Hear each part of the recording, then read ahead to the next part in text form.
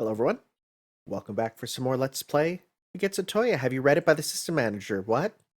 I don't know what that means. One thing I do know is I was told a secret. See where it says fun at the top? We can click it. I clicked it. What does that do? Access denied. You need more training. Genuflect. Okay. Guess we're not ready for the fun menu yet. What about disc? Tsukihime?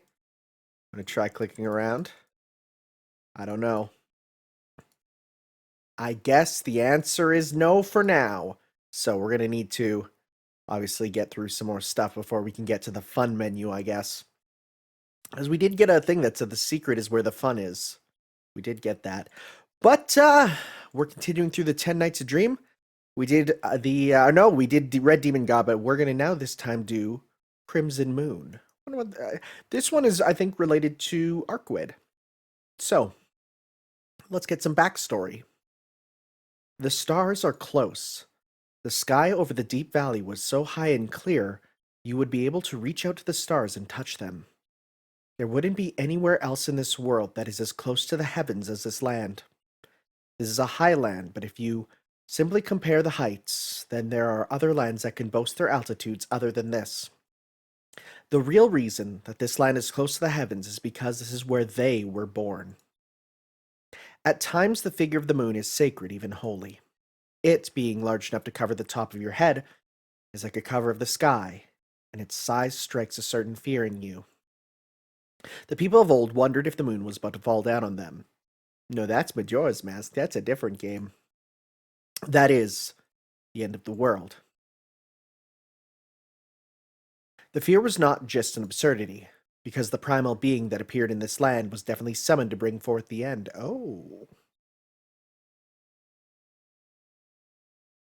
Huh. Okay. However, the world has not yet met its end. The concept of the world that we have built is far stronger than what the star had met. The star?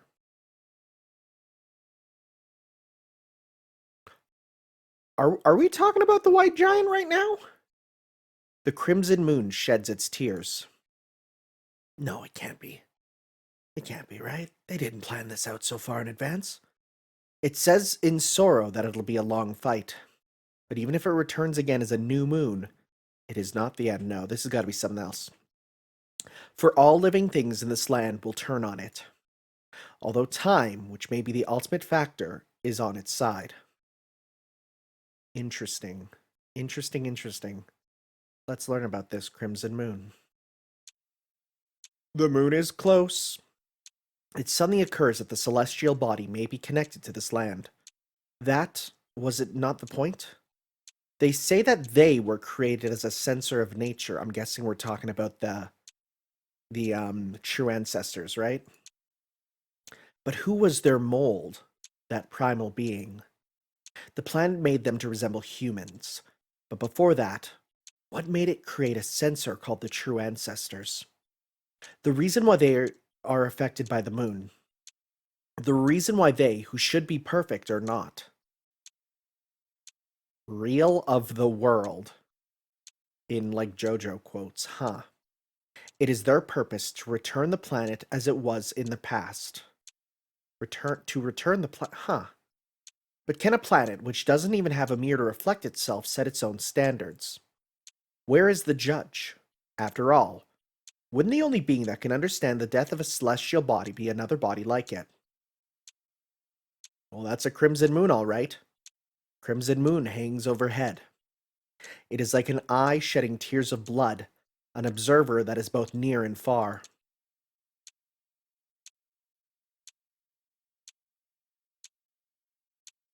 I open my eyes with a strange sensation. It is like I am myself and someone else. Like I, Tonoshiki, is the cloak of a man called Michael Roa Veldemjong. What the frick is going on? I've never seen blue and red text. A minute disorder disturbs my sleep. I am understanding myself as myself and someone else. Like I, Michael Roa Veldemjong, am residing inside the consciousness of a human called Tonoshiki. Oh, but no, but oh, when we say Tonoshiki, we don't mean our Shiki, we mean the other Tonoshiki. Right, right, right. Which is the dominant one? That would definitely be me. Okay, red is Roa. Because this is a world based on my memory. However, such an emotional recollection of the past wouldn't be possible for me. So that means that this world is my world. Huh. I am myself, and I am you. Okay, the blue and red text is kind of cool. And this must be a dream. It is a story that can only exist as an anecdote that is both past and future. Is it? If this is a dream, then that would be okay. The time spent in this gap is probably just an instant. It is a contradiction that can be understood with acquired knowledge and one that will be forgotten in a second. This space of time is unnecessary, but it's not that big of a waste. Uno. Oh, it's the frickin' weird mask thing. The room assigned to me was windowless, so the moon wasn't in sight. The castle standing in the valley was really silent. They, the masters of the castle, and the dead apostles who served them, were both keeping their presence and emotions silent as if silence was a virtue.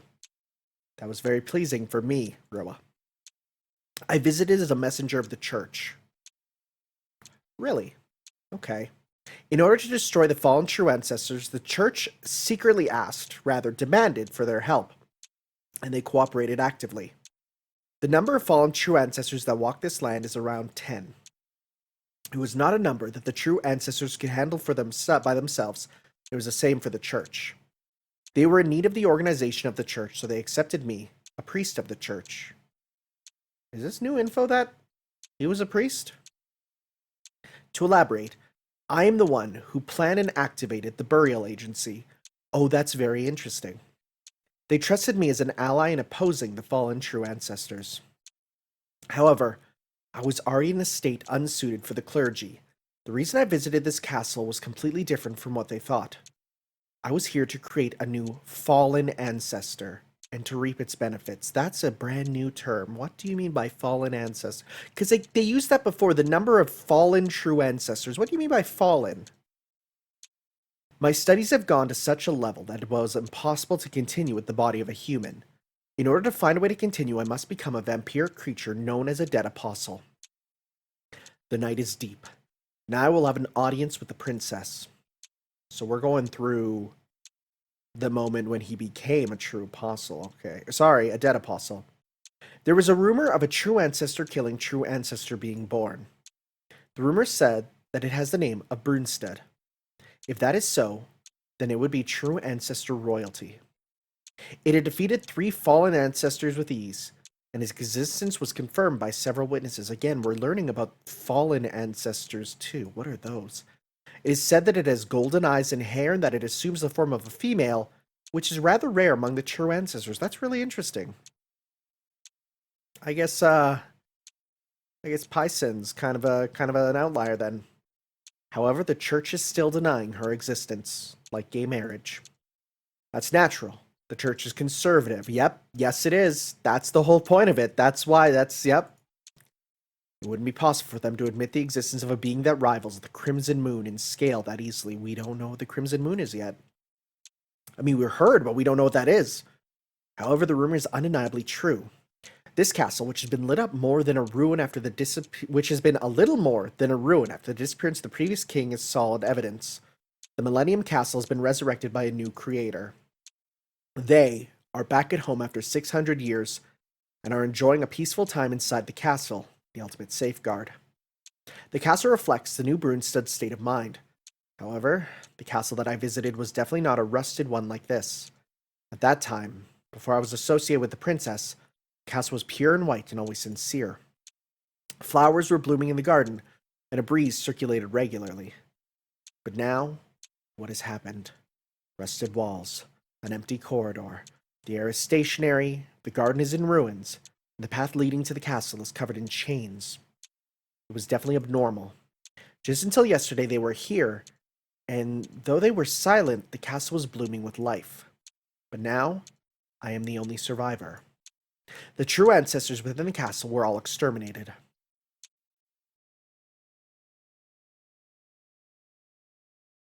The cold is extreme. All doors that lead to the throne are closed. The chains that extend from the outer walls are clustered towards the throne. There was a window, and the throne was in sight. Beyond the closed doors is the heart of this castle. The cold is spawned from the heart, and is freezing the entire castle. I looked down at the throne. That made me jump. So we saw this imagery in the manga there, which was rad as hell. Oh, it's so good. Oh, it's so cool. That is so sick. The real question is, what's with these chains? What are they? Oh, this is so cool. Oh, that's so good. It was more of a prison than a throne. That was how it looked. The chair is heavy. The sin is deep. The sin is deep. The tangled chains become a thorned crown praising the lonely princess. To that extent, the being that had corrupted me so was decaying alive. Huh. I pitied her. Is this the result, Roa? Does it occur to you as well? Yes. This is the result. But I do not have time to worry about such matters. She is not what I pursue, and I have no means to free her. The throne is the north sky. The what? The rust-colored dust continues, and in time it will probably destroy her. The sound of chains echo through the castle. I cannot save her. That doesn't matter. You can't do it, then I will bring her out. That's fine. Whether the princess is saved or not, it won't affect me in any way. However, I do not deny that this is our point of contact and boundary. 1,000 chains. With the chain princess between us, I have our backs against each other. Now for a moment. In a time that cannot exist, let us each start his day. What is happening? This is intriguing. Oh, okay. The room assigned to me was windowless, so the moon wasn't in sight. Castle standing in the valley was really silent.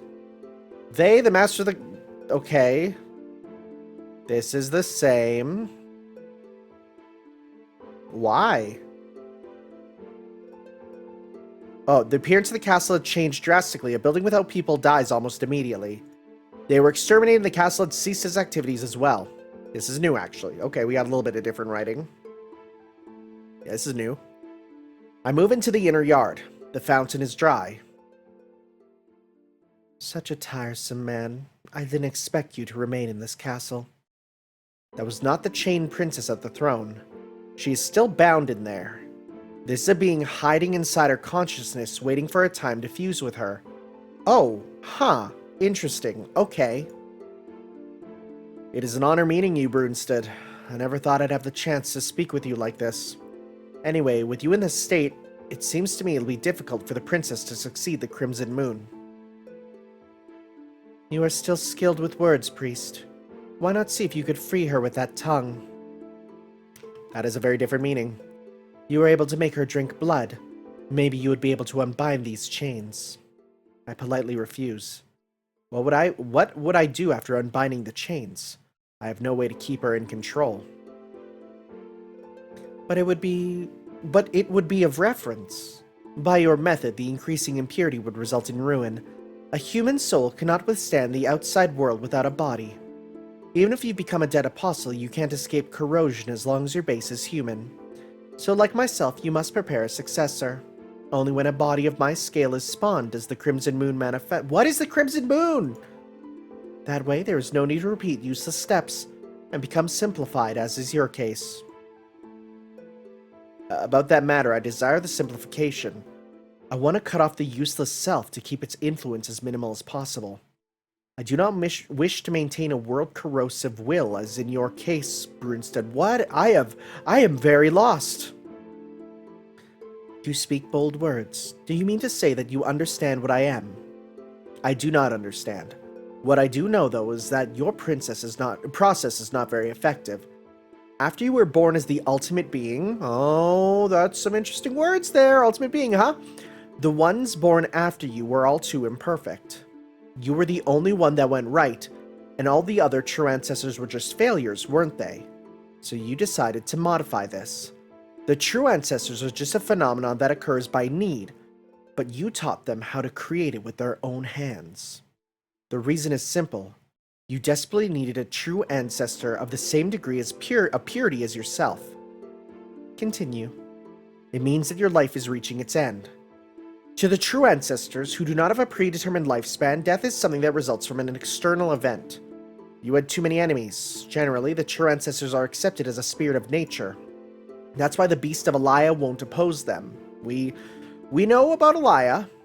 The true ancestors are more than just an enemy of the human race. They are the keepers of nature as well. Our subconscious both accepts and denies the monsters called true ancestors, so Alaya's beast does not recognize them as a target of elimination. I do wonder what they mean by Alaya's beast. That's interesting. Because Alaya is the counterforce, right? Am I wrong? No, because I'm pretty sure, right? However, you, the original, were different. The Crimson Moon cannot exist by Gaia or Alaya. Okay. You foresaw the upcoming modifications and you needed to find a body to prepare for the extermination. Even then, you wouldn't have imagined that you, a true ancestor, would be defeated by a human. You were too late in recognizing magic, the rule outside the rules. That's why you were surpassed by the Old Man of Jewels. Old Man of Jewels, huh? Oh, this song just keeps repeating so quickly. That's intriguing, the Old Man of Jewels. That makes me think it's, Zelrech. Because of that unexpected event, you were exterminated just before the perfection of a successor, leaving behind a reality marble that will spawn the true ancestors, a seed in which you can embed yourself. Okay, well oh my god, we have the first instance of a reality marble, huh? Huh. The 27 ancestors are no more than a footprint you made in this world. No matter how much you tried, a true ancestor of your purity would not be born. So you began to test out other possibilities. One of the results would be Altruge Brunstead.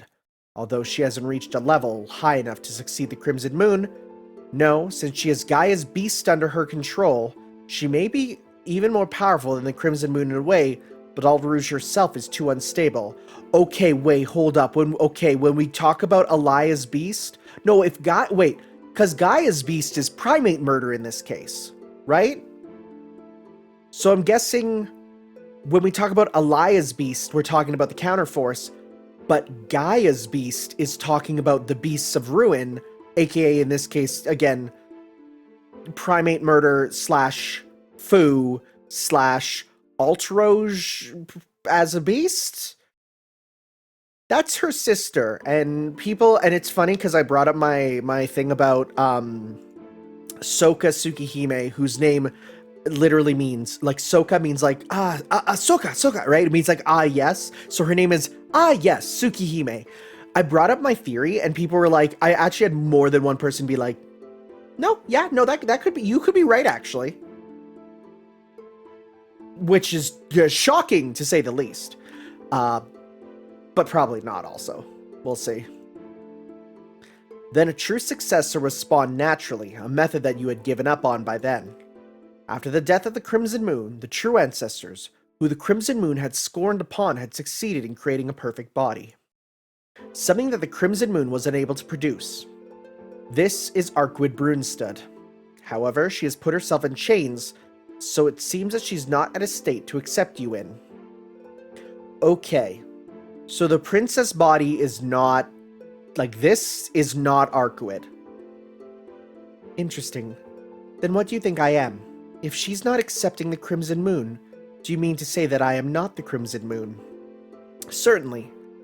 Every true ancestor has a place inside himself to accept the Crimson Moon. It is a rule that you made yourself. But that's just an aspect of the Crimson Moon. Every true ancestor is just an incarnation of the Crimson Moon, but at the same time a totally different being. Okay. I'm starting to understand, like, I'm piecing together the connection between the true ancestors and the Crimson Moon. But I still don't know what the Crimson Moon is. Right? We're still working towards that. Okay. For this reason, the princess who is talking to me with now is no more than a shadow of Arkwood Brunstad. You are not confirmed as the Crimson Moon. Oh, jeez. As long as Arkwood Brunstad is called Arkwood Brunstad, you cannot be the Crimson Moon. If what you say is true, then it certainly makes sense that I exist in this manner.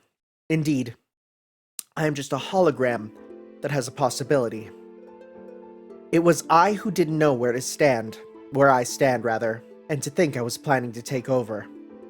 No, there's no need to be so disheartened. Since Arkwood Brunstad is bound in chains, she will give up her name in a while. Then, that empty body will be yours.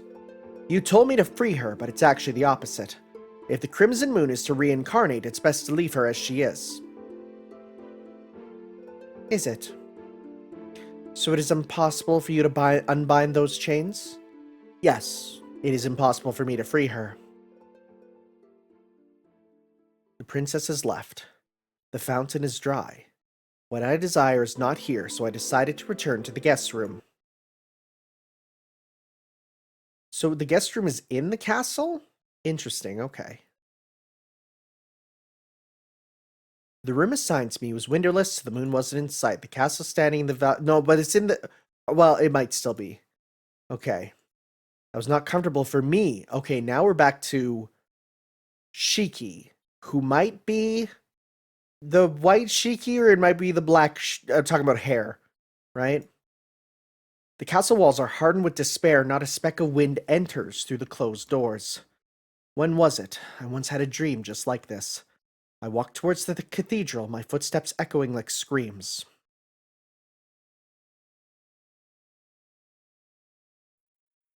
A place that looks into the throne. She was there in that frozen cathedral. Ah. It's you. You don't seem to tire easily, and you bring someone like him with you. Sorry if I disturbed you, but without him, I have no point of contact with this place. So it is. You were not related to this castle in the first place. Then it would be best to leave quickly. You had no business with me from the start, didn't you? No, that's not it. I felt something was missing in our last conversation. No, this is... Oh, no, this is black hair Tonoshiki. Because then their connection is Tonoshiki. So I tried to see the next part of it. I don't understand. What do you mean something was missing? Well, I mean that this time, I'm here to see you. Okay. As I thought, you are mixed with him. Humans are quite noisy beings. Noisy? Hey, how come you're so conceited? I didn't say that to flatter you, and I didn't lie about it either. I'm just here to meet you and to do something about that dignified face of yours. Indeed. If you were a shrewd man, she would have killed you outright. So she really is getting along with such an impolite person. Hey, it's not like I'm the rude one. You're a princess, and your hands seem to speak a lot quicker than words. You'll kill me someday if you keep on smacking me over the head whenever that happens, you know? Your speech is pointless. You are speaking of her actions. It is useless to complain about that to me. Speak your complaints to the person in question. I am speaking to her. You're Arkwood. Such a foolish human. How many times must I tell you? I am just an aspect of Arkwood Brunstad. The Arkwood you know is a different being. I told you I know that, but you're an aspect of Arkwood, aren't you? Then it's the same thing. You have long hair, you talk with an accent, I guess. Oh, I was giving her a bit of a accent, I guess, and yeah, it's right there. And you don't know me, but that's not important at all. If you're a part of Arkwood, then that means you are Arkwood. Oh, that's a face that I wouldn't expect her to do. What, did I say something weird? You did. You surprised me. Indeed. If I exist as myself, it would be a bad thing for you, would it not? The one that you desire is the one that is bound by chains, not the one that exists here. Well, yes, the Arkwood that I know is certainly not you. Then why do you speak words that tolerate my existence? Does that not contradict your purpose? Does it? Is this a contradiction? Of course it is. You are the one that is shielding her. If you, her only ally, accept me, the enemy, then naturally, the Crimson Moon is near. You are trying to hand her over to me with your own hands. Oh, is that so? But that's not much of a problem. If that happens, then I'll get the Arkwid that I know back by force. Do you mean to say that you will fight me? Fight you? Fighting with Arkwid to save Arkwid, now that's a contradiction. Fool. Wanting her means fighting me. Do you still speak such words? That you can save Arkwid Brunstad who's been bound by chains from long past? Yeah, no, I could save her. Silence. Then, filling a faint yet absolute gap, she speaks. This is the past. It is a world where you shouldn't be in. Therefore, it won't appear again. Farewell, human. I hope your words will come to be more than just a joke. A gentle request. It seemed like an awkward request that betrays her noble self. 4. Yeah, don't end now, because I need to know what this is up. I need to know more. Now to return to the rightful memory. The room assigned me as witness. Moon was inside. Castle's silent. They keep it silent. There's a change in the silence. Oh. Silence sinks into an even deeper silence. The owner of the castle is back. It was not a silence to greet the return of a king. Rather, it was a silence fearing the return of a heretic. It looks like our dream ends here. My last memory of this castle is approaching. It's best for you to just observe. The night is deep. Now to have an audience with the princess. Okay, so now we're going to like the actual proper stuff. The moon is blue, and so it overwhelms the stars. The wind is passing through the castle like the flow of blood. We are walking as if we were possessed. That would be because both I and I know of this scene. I know this image, the scene imprinted in my retina forever. A figure under the moon that I will never be able to forget. The demon that had taken my sincerity. In a dazzling white moon garden, a figure that was simply too beautiful. There, everything was. Everything that surpassed what I pursued. But I was young and stubborn and unable to accept it, unable to understand it. I had armed myself with hatred.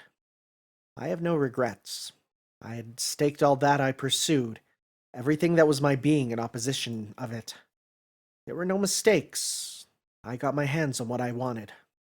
As the price, I corrupt her here.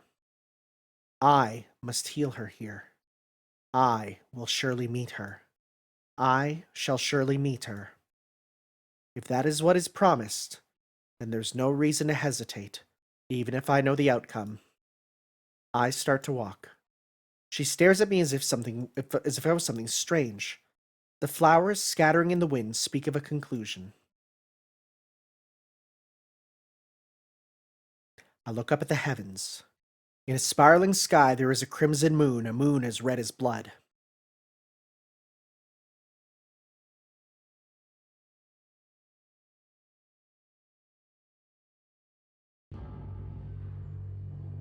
In the ruins, a sinner is imprisoned. Bound in 1,000 chains, the princess of the true ancestors continues to sleep.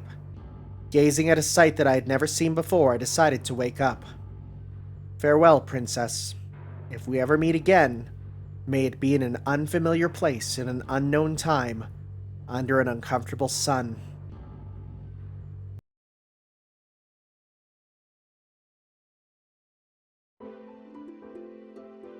There's stuff there that I don't know. I feel like there is that one story people told me to read.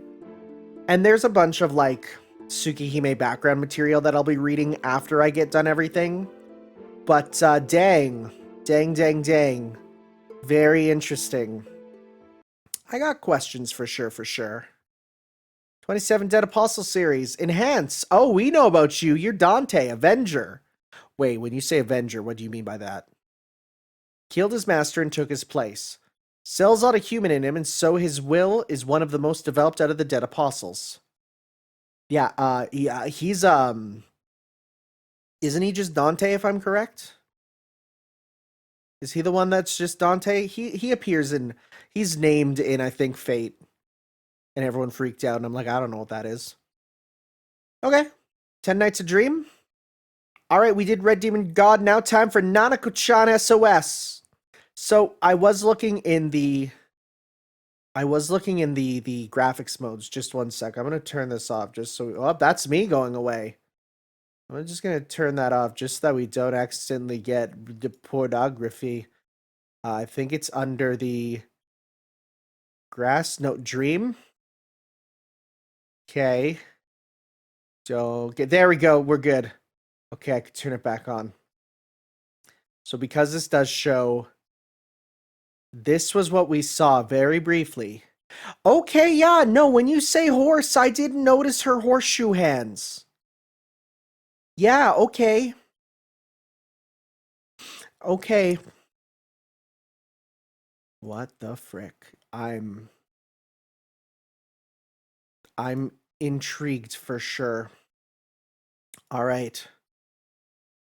Let's go start game. 10 Nights a Dream. Nanako-chan SOS. That day, the weather was the worst. The rain began before I went home, just as I was hoping it wouldn't. By the time I started heading home, it was pouring. Is this Arihiko? On the road while running home, I could see that the river I was always passing by was overflowing. Thinking this a complete typhoon, I ran across the bridge. But right there, I spotted something coming down the river from upstream. The piece of junk caught my fancy as a collector. So I swam into the swollen river and retrieved it. We'll learn right away. Since I picked it up, it is now definitely mine. After I got home, I cleaned up the piece of junk and put it in my room. After that, I took a bath to wash my drenched body, then went straight to bed. Must have been partly because that piece of junk I brought home was stupidly heavy. As tired as I had been, as tired as if I had worked at a construction site for 3 days straight, I fell asleep immediately. Then for some reason, I unfittingly dreamt about something that happened a long time ago.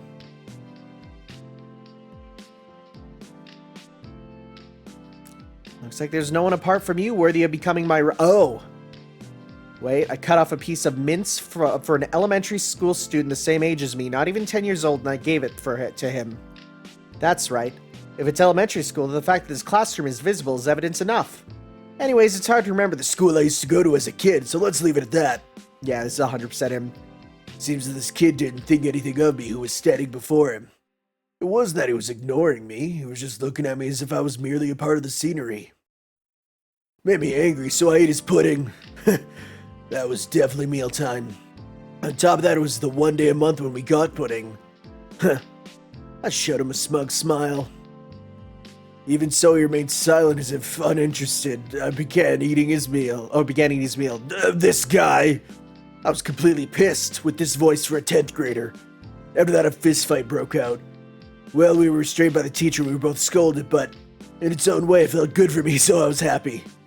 Because that kid who attacked me with that calm face was, as I had predicted, the same kind as I.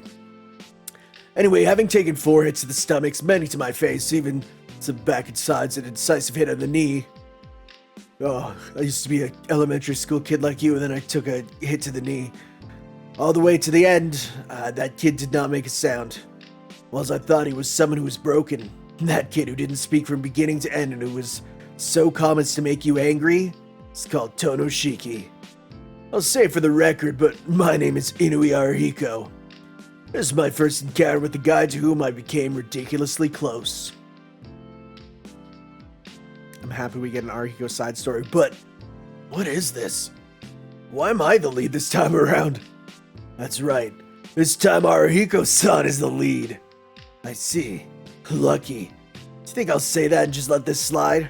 What is this, this tone that I can't distinguish whether it's happy or gloom? You'll enjoy it while you read it. Well, pay 1 year of your lifespan in return.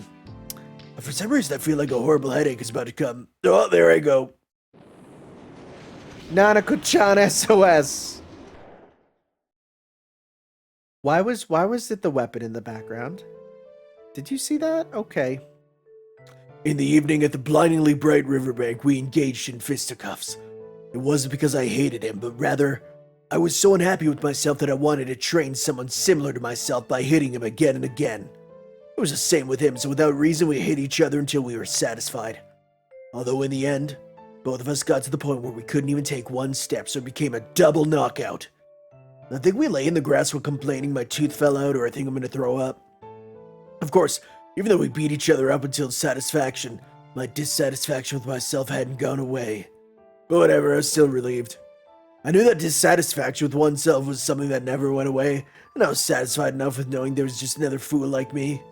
Plus, I was glad the kid who was usually called was still very much like a child. Can't quite recall what we said to each other then.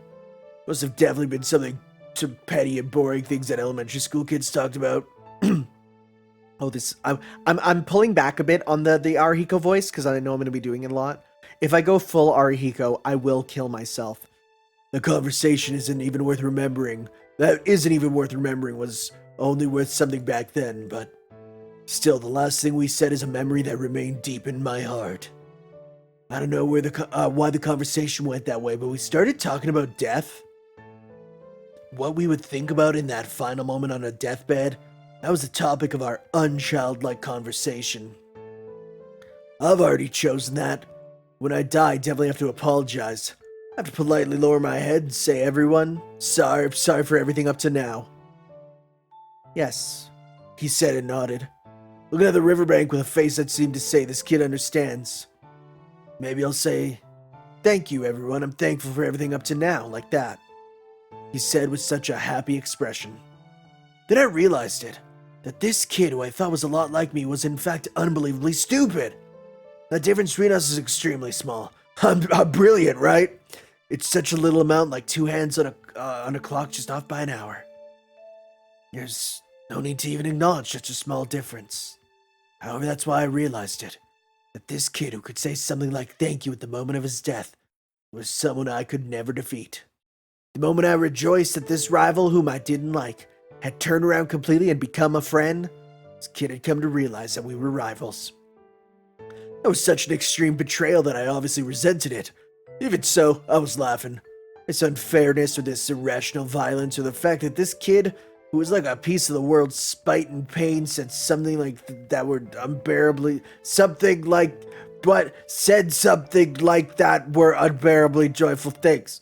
So I laughed. In front of the river sparkling due to the evening, I grabbed my stomach still hurting from the fight and laughed loudly. 1. It's nice to still break them up into chapters. Here is a single house. The location is one corner of the residential district.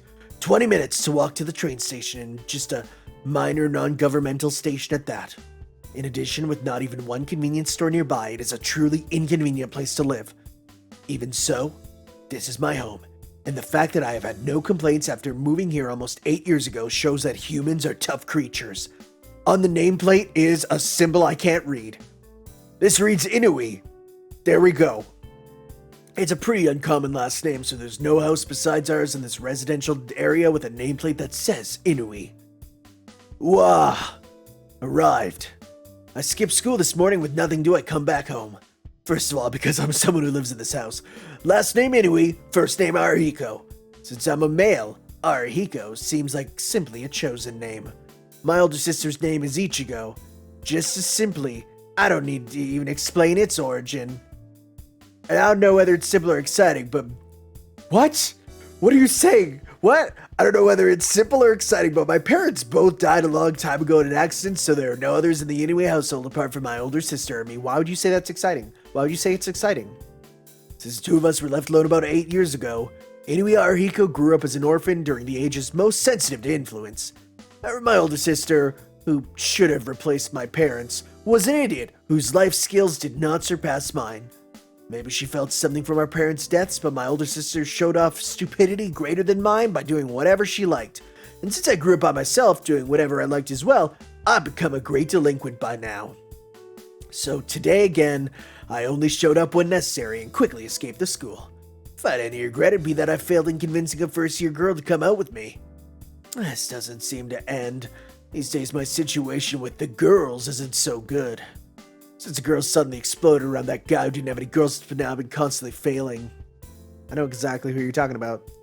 Well, in this kind of situation, the best thing to do is to sleep for a bit, then go out to the street. So for now, I should go back home.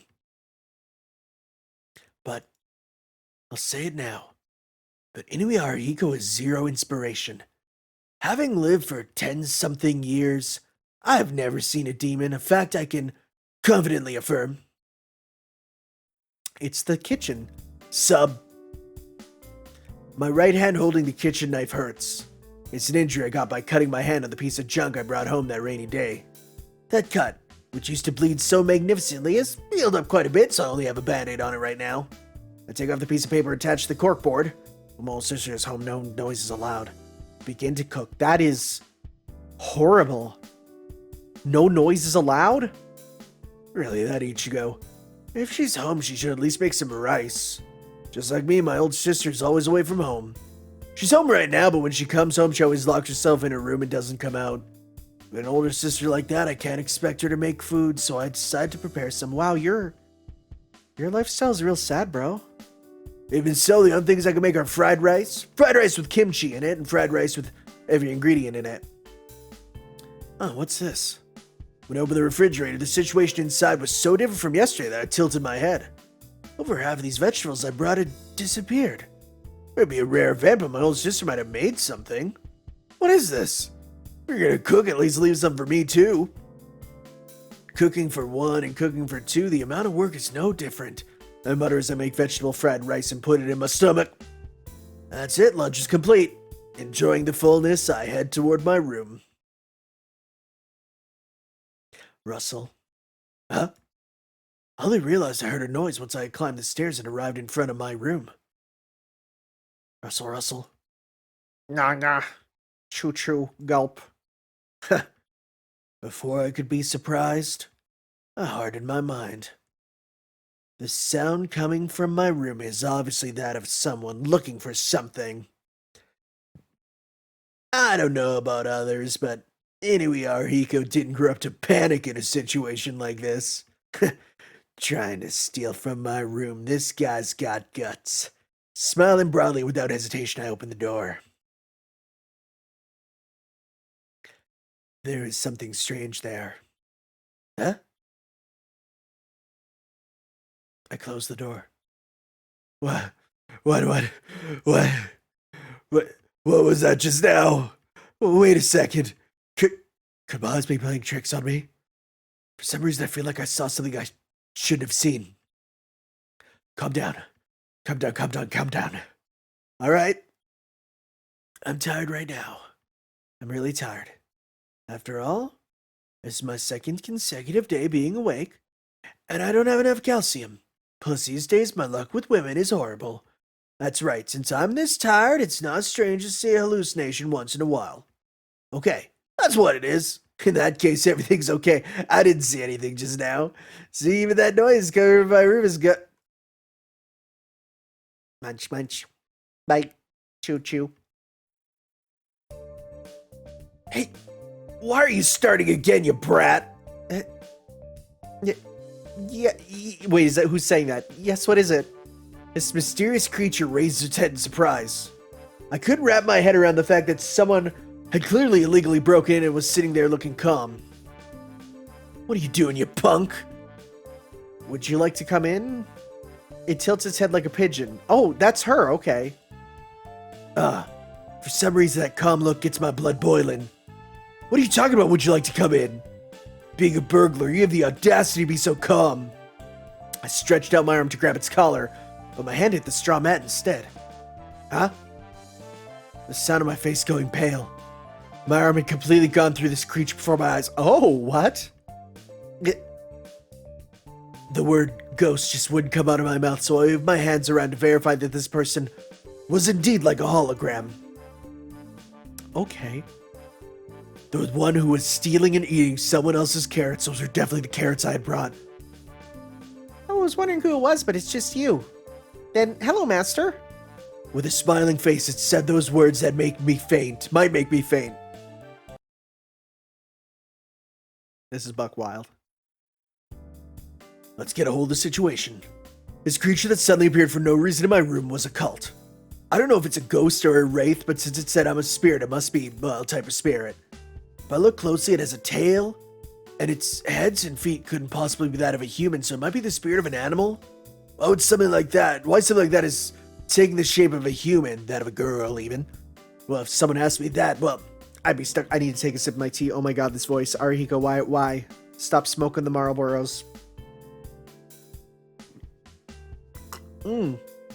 Milk tea. The good stuff. So now, the identity of this occult thing in front of the absent-minded Inui Arihiko who began this sad story was still a mystery. And if there was one thing I could figure out, it's a talking horse. If this was an animal spirit, it was definitely the spirit of a horse. That's not right, Master. I'm not a horse. It vehemently refutes that. I threw my alarm clock at the horse's face. The alarm clock goes through the horse and hits the wall. Whoa, that was dangerous. The horse speaks without any sign of confusion. This is bad. This is definitely for real. Hey. Yes, what is it, Master? Don't kid me with your what is it, Master. What are you talking about? I don't know why you came into someone else's house, but if you're a ghost, you should act like one and disappear now that you've been discovered by a human. What are you doing just peacefully making idle talk? Bam! I stumped on the floor. Anyway, this is a ghost. I understood, but I couldn't accept it, so I decided to get angry, unnaturally so even in my opinion. Oh, so you want me to do something as bothersome as say the same thing again? Thor speaks indecisively. That's not it, you idiot. Listen, you're saying that you're a ghost that's lost its master. When you came to, you were in my room and got hungry, so you snatched food from our kitchen.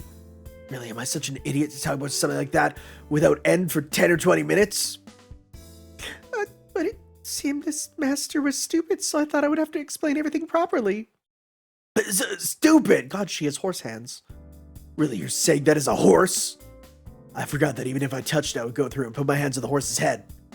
I balled both my hands into fists and applied pressure from both sides of making pickled ume plums. Oh, it hurts, Master, it hurts. Huh?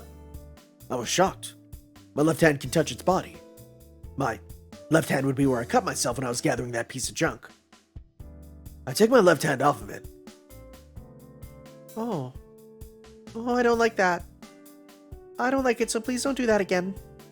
The horse rubs the right part of its head where I was pushing it. This is bad.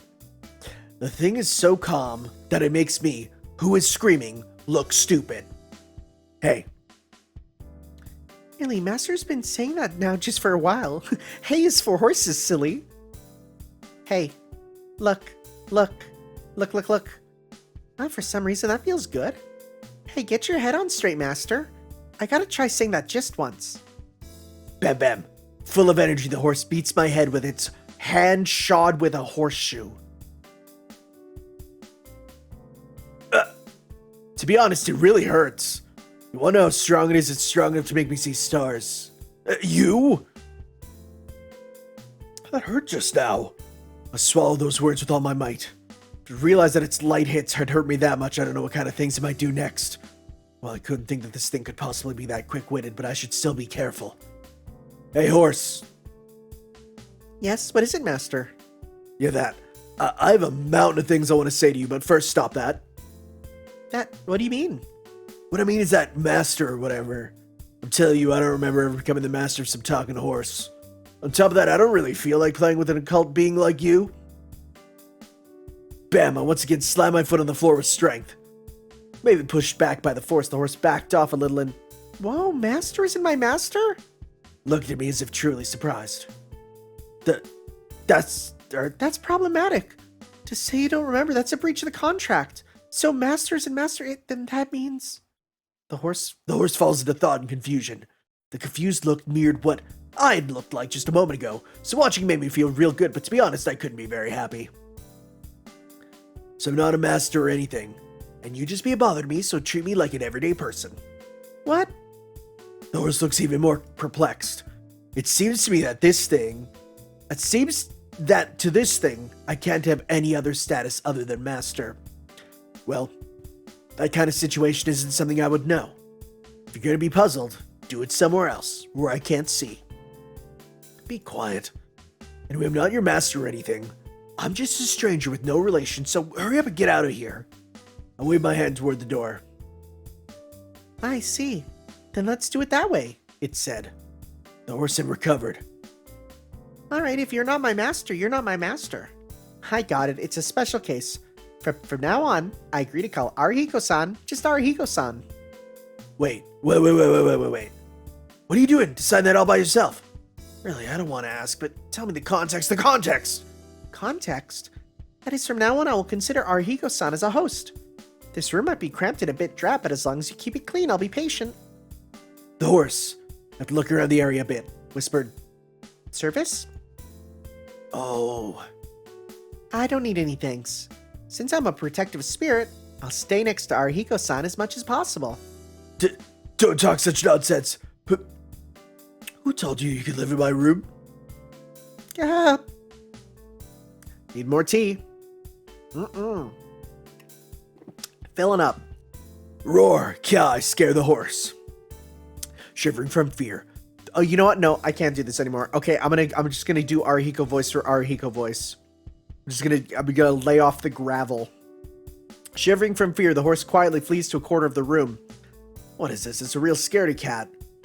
Then with just one decisive push, I should be able to get rid of it. Hey. Yes, I'm scared, Arihiko-san. That's right, I'm scary. If I get angry, I'm even scarier, so get out. If you get out right now and don't show your face to me again, then I'll forgive you for the carrots you stole. What? Does that mean the contract is broken? Oh, I'm not sure what you're talking about, but anyway, the contract's broken. If you got it, then hurry. Oh, I see. No, I don't want that. How many people has it been dying from a freak accident? It's never my fault, but it's not a very happy thing either. Isn't that right? It says something strange. A bad feeling goes up my spine. This guy was so annoying that I forgot, but that's right, this guy's a ghost. Wait just a second. Is that what you're saying?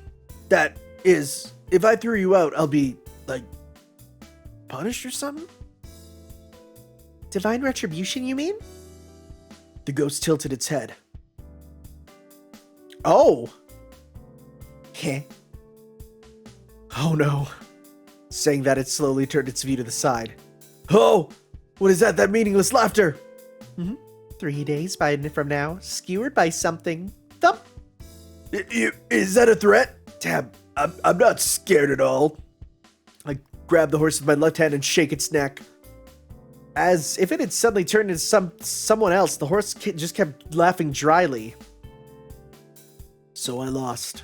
I pretended to be tough, but by being very weak to occult things, it was impossible for me to resist anymore. In my mind, lamenting this crazy situation, I seriously started to think, I'll run away to somewhere tomorrow.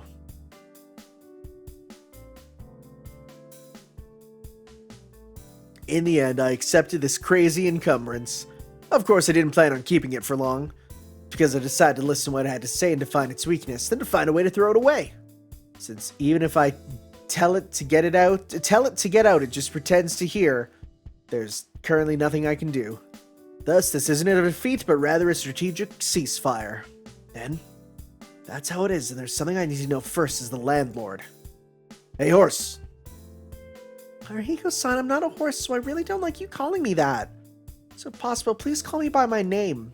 I know, so teach me your name. You seem to know my name, but I don't know any ghosts. There's no way I would know your name.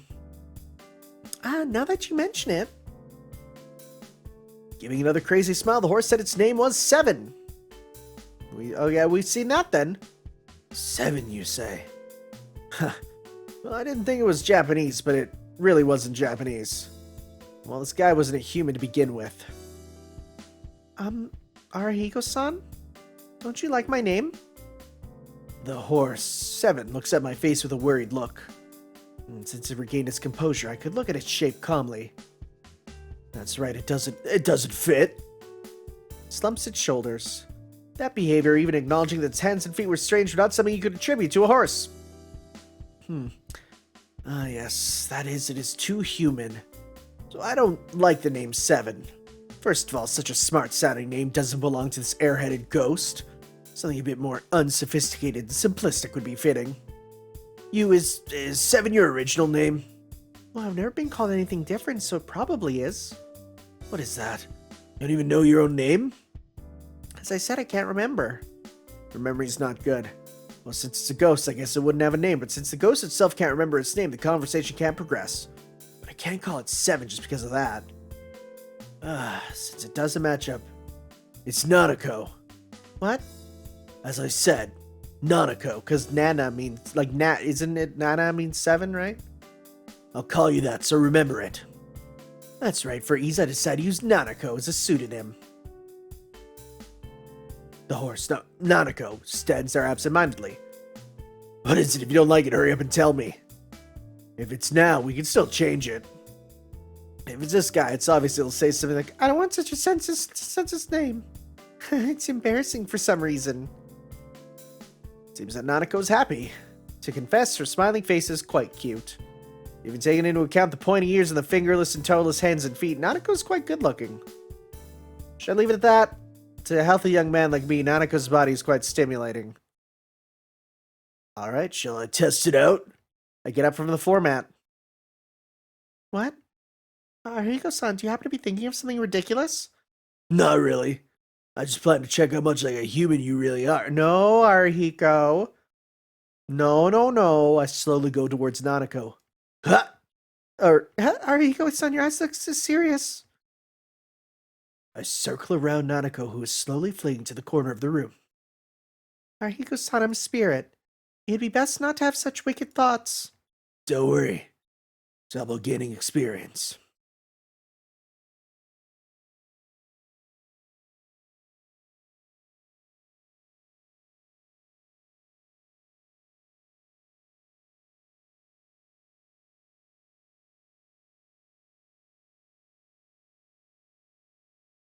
What the fuck? What?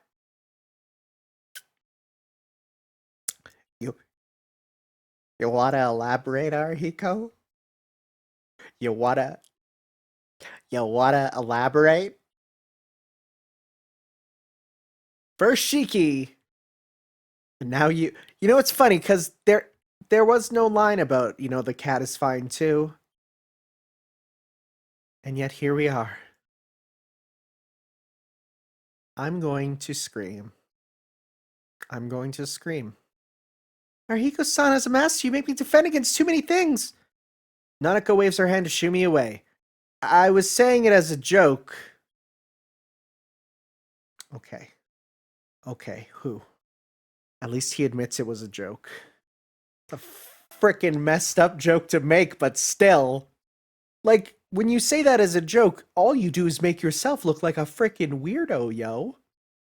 But it looks like Nanako didn't get it. Maybe it was just a bad joke, dude. It's getting more and more entertaining. What, the master's the owner, right? Unless you're saying you have a true owner besides me. I don't know anyone that evil. Huh. Now it's starting to jump around on all fours. It looks like she's quite weak against this master of hers. In that case, does this mean if I find that person, I'll be able to get rid of her? Well, anyway, let's continue what we were doing. I stretch out my left arm and grab Nanako's arm. A feeling of smoothness. Okay, you keep saying this guy. Come on. Why? Well, this guy really is first class. Just touching her skin gives me an electric feeling. What does she eat? Started this as a half joke, half threat, but if I'm not careful, I might become truthful. That's that, but if someone saw this, there might be a dangerous misunderstanding. Also, if people heard you say the one joke about bestiality out loud. To bring home a girl in this strange attire, and to try to take her even when she's refusing, well, it just looks like that bad word I can't say on YouTube. Hey, Arihiko, keep it down. Saying that, bam! With vigor, Nae-san slammed down the door. The older sister and the younger brother stare at each other as if looking through one another. As if she understood my nervousness. It's Ichigo-kun. Please excuse me. Oh no, she did. It's Ichigo-kun. Please excuse me. Nanako said that, patiently as usual, peacefully. Ichigo, this is a misunderstanding. I make sure to say that first. Again, a strange hobby. What is that? What is that tone, as if you've resigned yourself mean? Really, to think that a pervert would come out of our family. Nair-san closed the door and went down the stairs. Then, without even a bit of hesitation, there's a sound of the phone being picked up. Hello, police? Did you come here for a bit? Are you just gonna throw your younger brother to the wolves, you horrible sister? You deserve this, though. You deserve this. Panicking, I run to the hallway. Bobby. Oh, no. Nanako urges on my sister with a shaking voice. You brat, you got some guts. Yelling that, I stole the phone from my sister who was about to give out our address. Ha! For some reason, I feel like not just with one foot, but all the way to the neck, I've fallen into a quagmire. You know, giggity, giggity, giggity, whoo! Right? Okay. I think this translation was long before that would even be a thing. What the frick is going on? I feel like I'm dying. I feel like I'm in a dream. If a human goes through a traumatic experience at a young age, spirit rots away. If there's a skeleton to personality, all those bones get bent. If he doesn't go to a good bone-setting doctor, he grows up with the bones staying bent, and as a result ends up someone like me. Well, in my case, they're bent so bad that I have no right to speak. Yeah, that's clear. When I first saw him, I could tell in a moment. He was broken. But like me, he was a frickin' kid who no longer feared anything. Just a random F-bomb. Out of nowhere. After the peaceful accident in which I lost my parents, I couldn't get into peaceful everyday life. Couldn't even enjoy being in the classroom without a single uneasy element. This classroom is above a railway bridge, so if a sudden typhoon were to come, we'd be driven down into a gorge.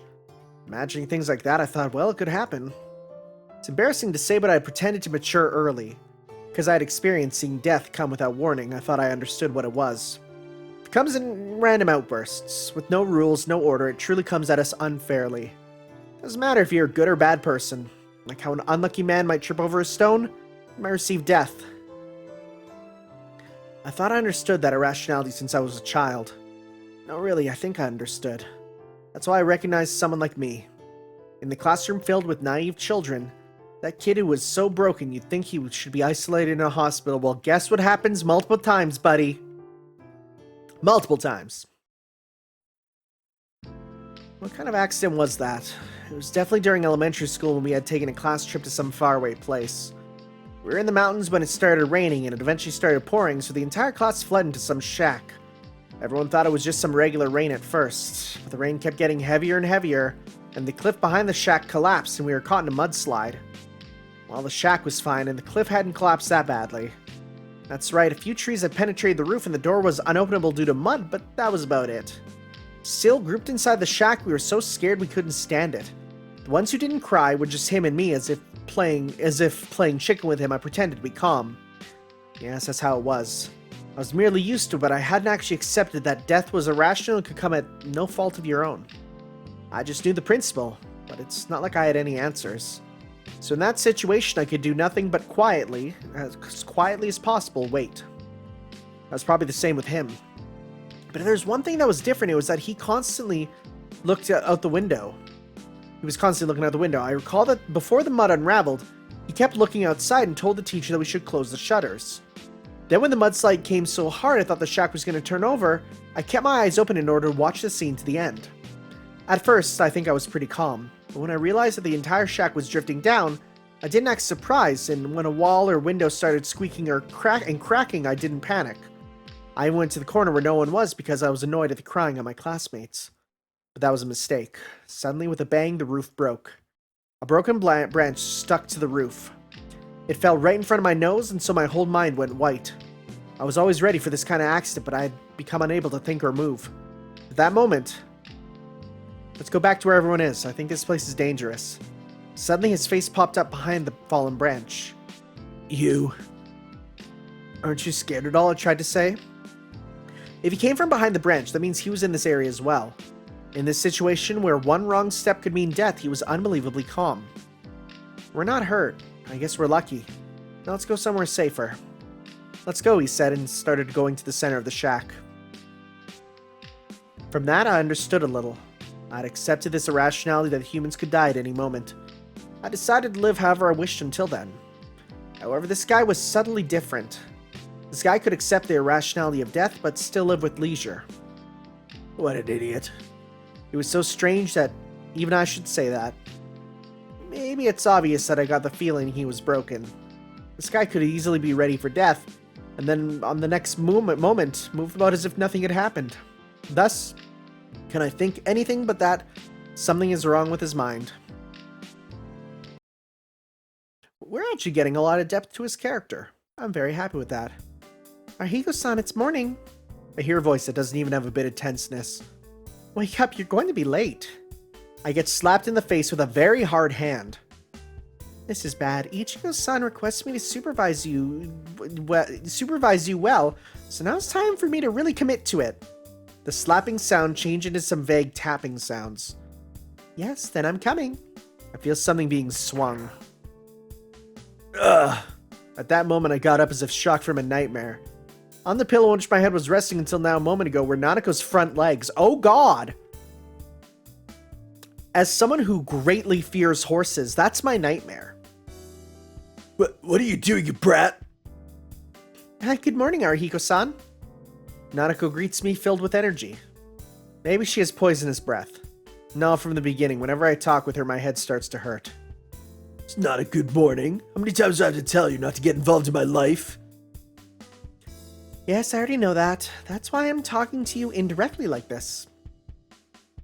Also, I think it's bad if you don't go to school. After all, Arihiko-san is a student. I look at the clock. It's about 10 in the morning. At this time, there's no point in going to school. If I can get away from her, it wouldn't be bad to go to school. I crawl out from under the blanket and change into my uniform. Are you going out? Arihiko-san, you're becoming more and more like a human. It makes me happy. The ghost who was on her own whim latched onto a human, seems to have made it her goal to rehabilitate me. Won't someone teach me how to kill her? I'm going to school, so stay here. On the way home, I'll buy some carrots, so don't take stuff from the refrigerator by yourself. Of course. You can count on me. And have a nice day, Arihiko-san. With a completely untrustworthy smile, this ghost lying in my room sent me off to school. Now, after going outside, look at the sky. It's a magnificently clear sky without a single cloud. I can't go to school on a day like this. Since I've got a lot of stress from Nanako these days, let's spend some time having fun in the city. Oh, this freedom I haven't felt in so long. I clenched both my hands into fists and put my energy into them. These last few days I spent all my time thinking about how to get rid of this ghost, so I couldn't play at all. I think it'd be best if from today on I had some fun while pretending that she doesn't exist. Won't someone teach me how to get rid of her? Tono seems like he'd be good at the type of stuff. It's best if it exists for people who have it and it doesn't for people who don't. Says to me stuff like that doesn't give any help at all. So after inspecting this ghost by myself, there are two things I've discovered. First of all, it said it can't survive outside my room. Well, actually our house. I don't know the reason, but it seems that our movements are limited to just our house. So it can't even go anywhere else and it just stays in my room. And second, this ghost is definitely one of poor quality. He'll disappear if just left alone. Please, I'll disappear if just left alone. Please give me some nutrition. Saying things like that, this horse kept eating the Inui household's food, generally vegetables. To be honest, I need a human's energy. She complained, but I can't stand to give my energy to a ghost. Oh, you don't know what that entails, huh? Well, for that reason, I'm holding back my tears and buying Nanako things to eat with my own money. Ichigo just says it's yours, so take care of it, and her acting just as an onlooker isn't helping at all. So for these reasons, not only is my mental situation bad, but so is my financial situation. If I live like this for just one more week, I'll have no choice but to start working. If that happens, it'll get harder to go to school, so I might really have to stay back a year. It's frustrating. How do I get to concern myself over this stuff? Even extraordinary things need limits. The most absurd thing is my apathy from starting to get used to being around a ghost. Why did I give it a name? A little bit of regret. Maybe it's just a feeling I'm having, but since I gave it a name, it seems to be following my directions. It's really unlike me. I'm the type of person to do nothing, even if someone is starving death in front of me if he has nothing to do with me. So I'd end up in something to doing something to make it happy. Really, I'm truly regretting it. At first, I'd given a name to annoy it. That was unsuccessful.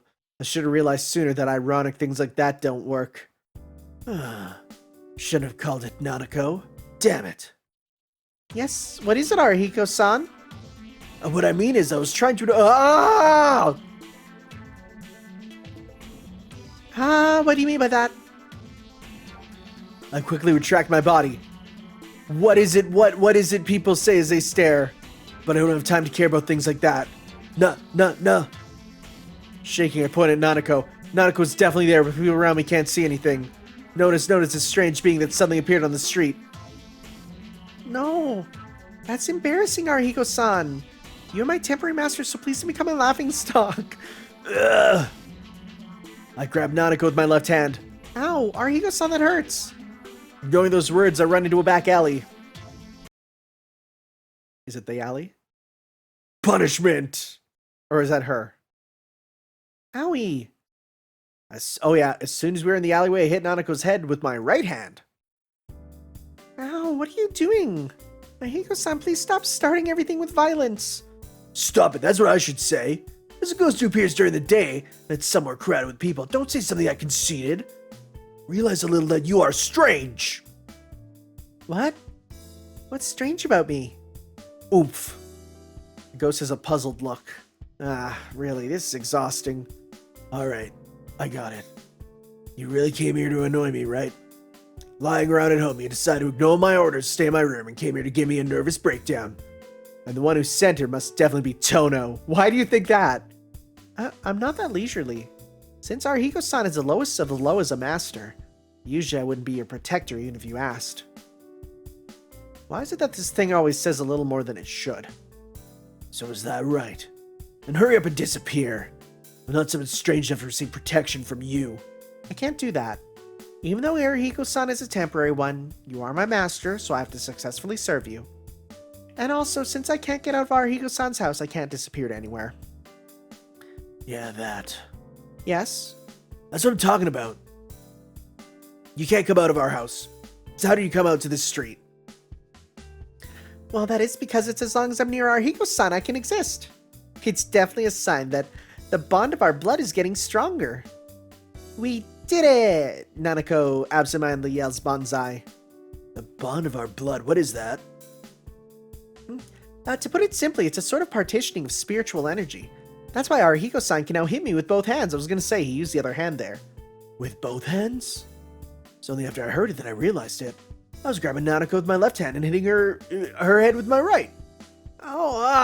Made me angry, so I let it go. You hurt me here.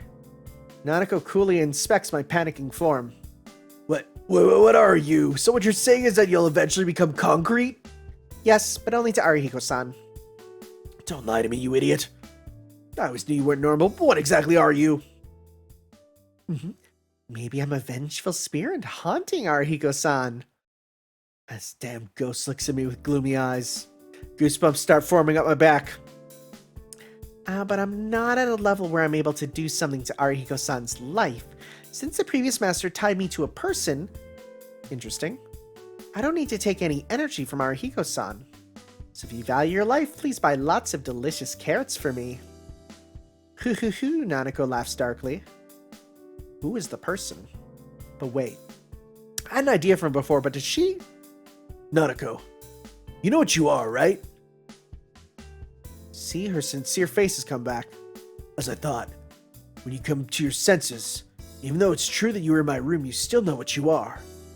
You aren't some vengeful spirit that's haunting me. How about you tell me what you really are? Regrettably, that's a secret. I'm sorry, but since Arihiko-san is not an official master, I can't tell you.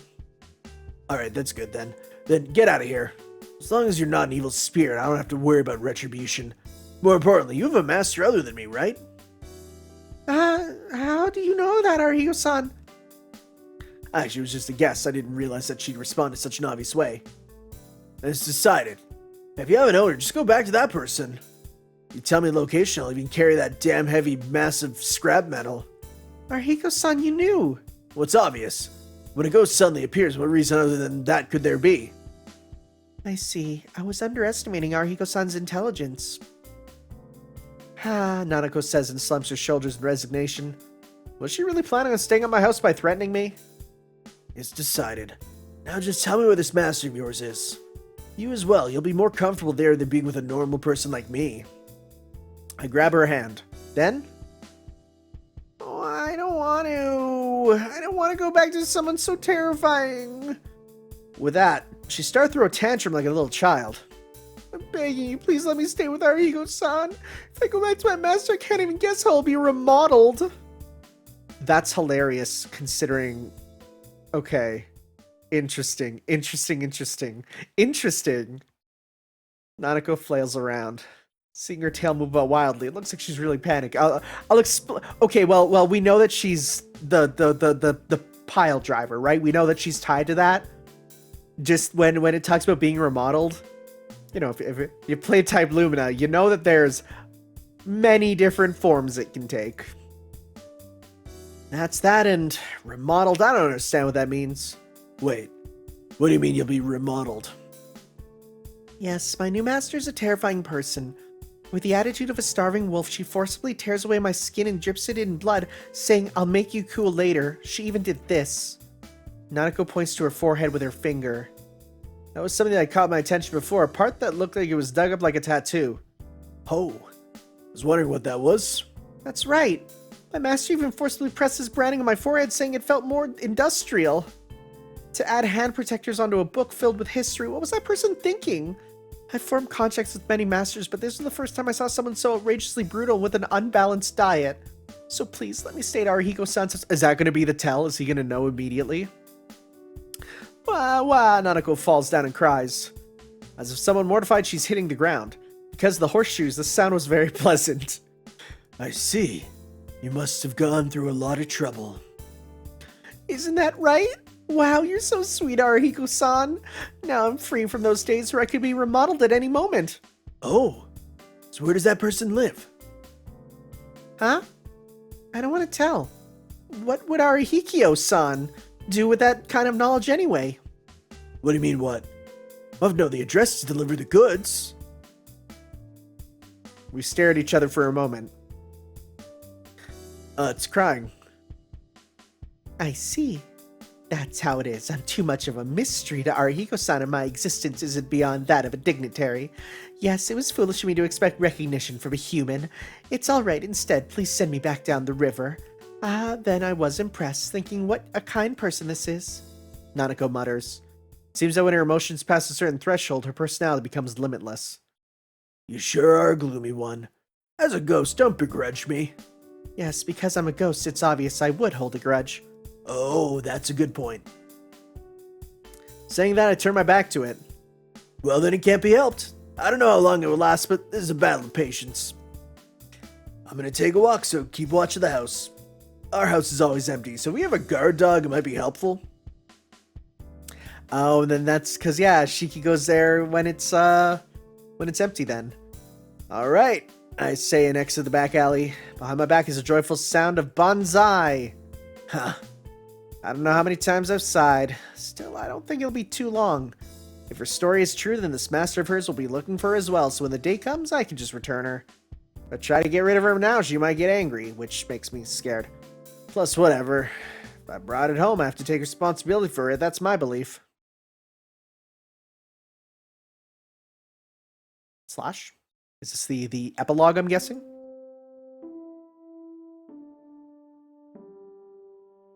What? What, Arihiko, you came today.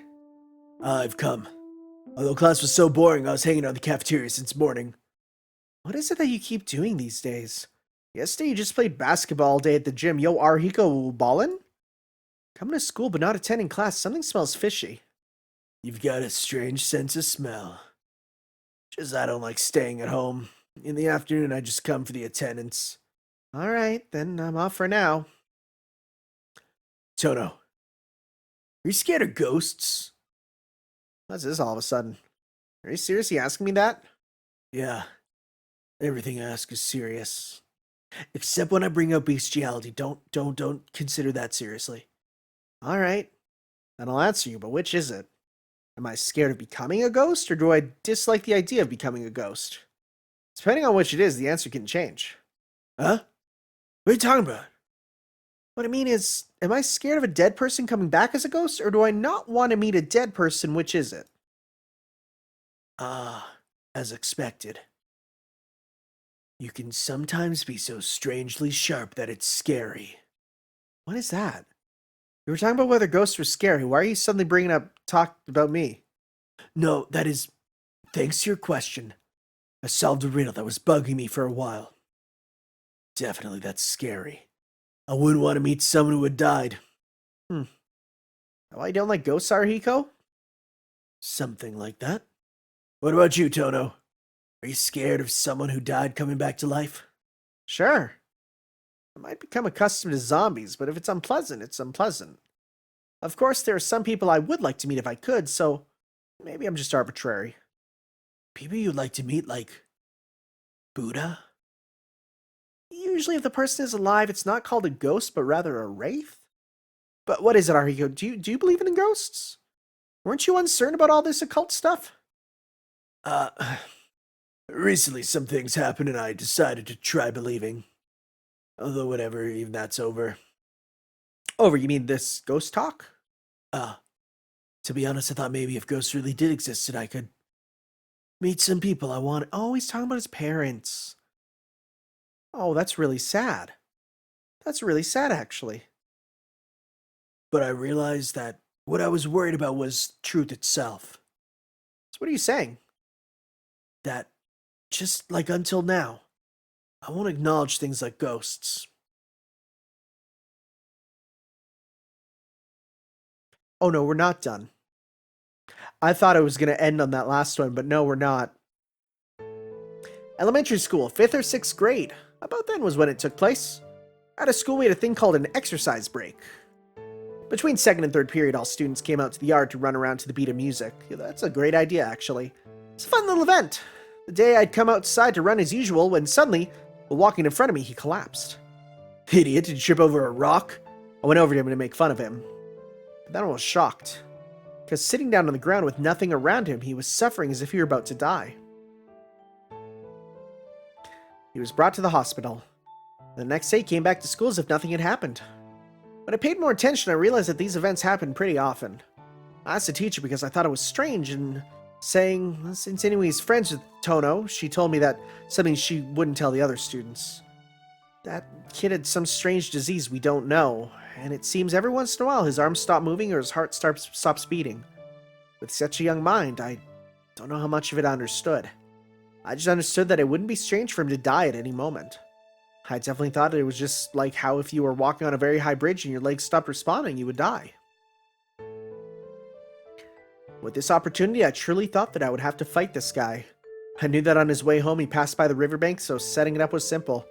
Surprise attack from hiding at the riverbank. He fell down with a punch, then after making a confused expression due to the meaningless violence, he made a ferocious smile while attacking me. Then, well, we just hit and were hit by each other. At that, idiocy ended. He said, "You always do whatever you feel like." At that I said, "Yeah," and proudly nodded. Since humans don't know when they're gonna die, it's a waste to not live happily. To me or to him, anyway, to someone, I answered as if giving instructions. He made a blank face and just laughed as if he was happy. His face might have been filled with bruises, but he had a good expression. That must definitely have been a smile coming from within his heart. Then I felt something. I decided to be friends with him for the rest of my life. When I think about it, it's just a stupid story from when I was a kid.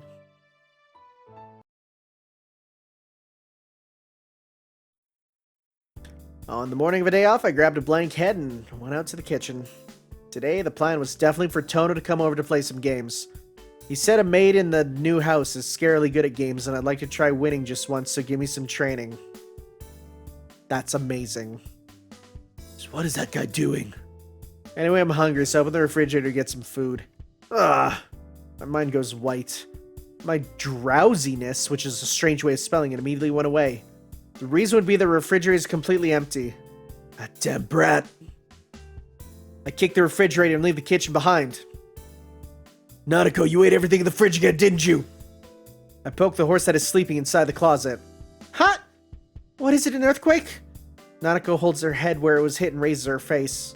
She claims that she has the ambition to rehabilitate others, but if you leave her alone, she just sleeps all morning. She's the one who needs rehabilitation. Hey, how long were you planning on sleeping? I told you I have a guest today, so hurry up and go to Ichigo's room. What? Arihiko-san, you sure working hard in the morning? It seems that she's not quite awake as she quietly greets me and then tries to go back to sleep. You lazy bum. Get out right now. I grab Nanako's ear and pull her out of the closet. It hurts, it hurts. Arihiko-san, please don't pull on my ear. If it's stretched out anymore, I'll be just like Dumbo. That'd be good. Since you've come here, you've done nothing but eat, so you should at least be able to fly to make it even. Fly? I can do that. I know. Your body and your mind are always floaty. Wow, another insult. That makes it the 282nd time Arihiko-san has hurt my feelings. Oh, is that right? Geez, you sure remember useless things. Since you're blue, pull out one or two useful tools once in a while. That's what's it called? Doraemon, right? Being only a burden to the owner, what kind of ghost are you? What? Blue? Useful tools? I guess Nanako doesn't know about that world-famous machine. Well, it doesn't matter. It's nothing. Anyway, hurry up and go to Ichigo's room. I'm having a guest over later. Ichigo-san's room. The stench of cigarettes is too strong there, so I'll eat in the kitchen. When the guest comes, I'll hide myself, so it's okay. You're acting like you're obeying, but really don't have any intention of listening to me, right? What? No, that's not true. Just, if you compare what Arihiko-san says and my abilities, well, there's such a difference in ranking. Oh, why don't you explain that ranking some... The doorbell rang just then. Oh, he's here. Forget that. Just get out of here. You got it. Don't show your face in front of the guest. All right. I'm just a girl of the shadows anyway. My fortunes do whatever Arihiko-san wishes. Hoo hoo hoo. You. If you wish, I could take you to the dumpster right now. Wow, talk about short-tempered. Arihiko-san, you won't be very popular with girls if you're like that. Whoa! I push her into the closet with the door and block it with the dresser. Clatter, clatter, the sound of jumping about. As a ghost, Nanako doesn't like getting locked up. The doorbell rings a second time. Wait just a sec! Keep responding, Nanako. It'll be sunset by the time I'm done. It's a little harsh, but I decided to keep her trapped like this.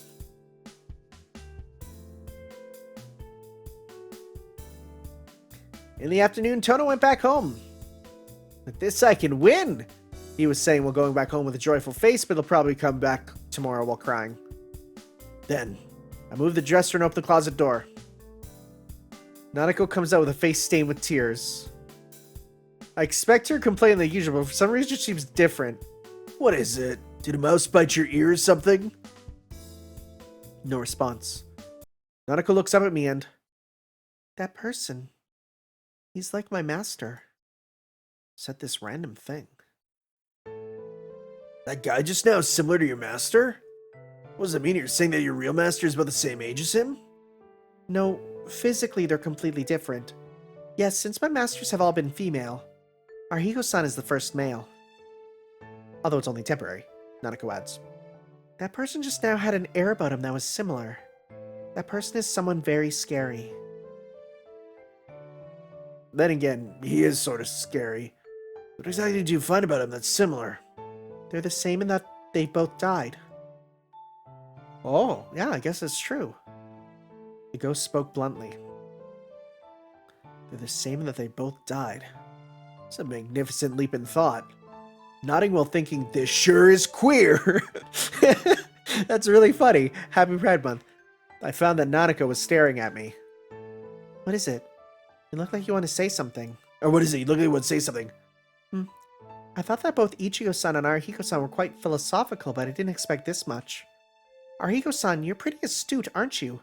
Even then, don't you find that person scary? What are you saying? You're saying that if you're astute, you should find him scary? Yes. He doesn't seem like a bad person, but he was someone who shouldn't exist. Someone like that can't be mixed in with regular people, and he will cause trouble for those near him. So someone as astute as Arihiko-san should know it's dangerous to be with someone like that. Dangerous, huh? You're saying I'll be sucked into something annoying? Nanako doesn't answer. For some reason, I know what she wants to say. Accepting that for now, as a kid, Tono was definitely dangerous. Tono himself had no problems, but the kids sitting near him had asked to have their seats changed without exception. That's because with a child's mind, they were afraid of the tension surrounding him. To put it in words, some of the kids sitting next to him said, "I don't get the feeling that he's alive." Growing up, that disappeared, but as a kid, he had given off a feeling of danger for no reason. All the way through elementary school, just him being in their classroom spread a strange feeling of tension. It wasn't about Tono, but about oneself. Maybe it was because Tono was someone who might die at any moment, but looking at Tono made one feel as if death was very near. To children who have never once thought about life and death, Tono, who made them feel true death, must have looked scary. Well, the only people who truly understood it were myself and a girl named Yumizuka. A normal person isn't fit for him. It's true. When I'm around him, it feels like I might die by some freak accident. Yes, furthermore, people like that only pull in others who have noticed that fact. Arihiko-san, if you're around the person, you really might die in some freakish fashion. For example, maybe while walking home drunk, you might fall down an open manhole and die. You have quite the imagination. It's definitely an absurd accident that might or might not happen. But an accident like that can happen anyway. I don't care about such things. Since I'm alive, when it's my time to die, I'll die. Arihiko-san doesn't seem to fear dying. Why is that? Nanako genuinely questions me for the first time in a while. Actually, no, this is the first time she's genuinely asked me something. The reason I don't fear dying? Maybe it's because as a kid I went through an experience that nothing could be scarier. I'll say it now, but it's not some ghost story. What? You went through something so scary that you wouldn't even fear death? Nanako is shocked and enters into deep thought. As if thinking of something, she clasps her hands together and raises her face. You must have been kidnapped while you were young. The kidnapper was someone as strange as my master, so he threatened young Arihiko-san in many ways, and that was scary as a trial for heathenism. Not quite, but it's close. It's so sad. Due to that violence, Arihiko-san's nature was all twisted, and that's why you have such a brutal personality now. Wah wah, Nanako cries. I'll say it now, but she's definitely not crying from sympathizing with me. But to become unafraid of death because of that, I don't think that's right. Arihiko-san, when you were kidnapped, was your family unable to pay the ransom, so you were almost killed? That's not right either, but it's close. The situations are quite similar. Oh, you keep saying that it's not right, but close, so it's hard to tell. Can't you tell me simply like Arihiko-san usually does? Did she say that I was simple? I'll have to settle this with her, but really, saying that I'm simple isn't wrong either. Well, to put it bluntly, I wasn't kidnapped. I was just involved in an accident. You were just involved in an accident? That's right. Before, we used to live in a high-class apartment building, but for some reason it collapsed.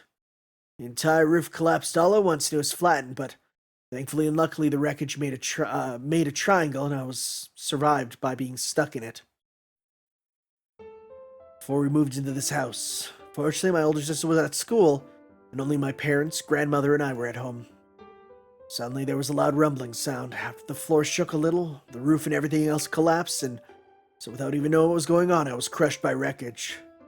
Well, as I said before, I survived by getting struck between the wreckage, but the crack was dangerous. Squeaking, they seemed like it was about to collapse too. It was like supporting a desk with matchsticks, and my young mind couldn't even last 1 minute. Plus, it was all dark around, and even though there was enough of a crack to breathe, I didn't want to stay in there for even one more second. Wow, that must have been scary. Arihiko-san, how long did you have to wait? I couldn't tell, but they said it was 3 days. Wow. That's some trauma.